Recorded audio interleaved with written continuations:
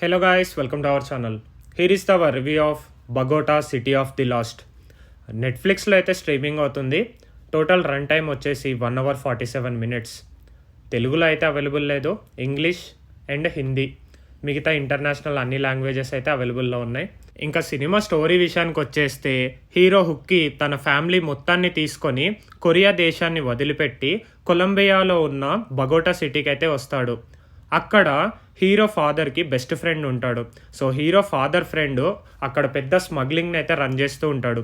ఆ స్మగ్లింగ్ ఏంటి అంటే బట్టలని ఇల్లీగల్గా ఎక్స్పోర్ట్ చేసి అక్కడ అమ్మేస్తూ ఉంటారు. సో ఆ స్మగ్లింగ్ అంతా ఈ బట్టల చుట్టూనే తిరుగుతూ ఉంటుంది.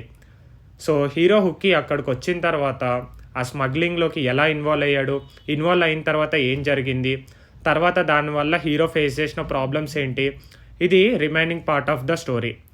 ఇంకా సినిమా ఎలా ఉంది అంటారా, ఈ మంత్లోనే నేను చూసిన వరస్ట్ మూవీ అనిపించింది నాకైతే. స్టార్టింగ్ నుంచి ఎండింగ్ వరకు ఎంత బోరింగ్గా వెళ్ళిందంటే, బేసిక్గా 1 hour 47 minutes అంటే చాలా తక్కువ రన్ టైం, చాలా ఈజీగా చూడొచ్చు. కానీ సినిమా 1 hour అవుతేనే ఇంకా అవ్వలేదేంట్రా అనే ఫీలింగ్ వచ్చింది నాకు, అంత బోరింగ్గా వెళ్ళింది. స్టోరీ బాగానే ఉంది కానీ తీసుకెళ్లే విధానం అయితే నాకు నచ్చలేదు.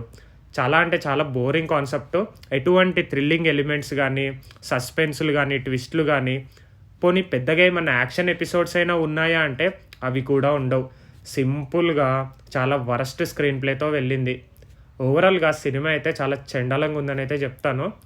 అయినా సరే చూడాలి అనే ఉద్దేశం మీకుంటే వెళ్ళి చూసేయండి. సో ఇది గైస్ మరి రివ్యూ కనుక మీ అందరికీ నచ్చినట్టయితే లైక్ చేయండి, షేర్ చేయండి, కామెంట్ చేయండి. ఇలాంటి latest more filmy updates and movie reviews మీకు మరిన్ని కావాలి అనుకుంటే వెంటనే మన ఛానల్ని సబ్స్క్రైబ్ చేసుకొని సపోర్ట్ అయితే చేస్తూ ఉండండి.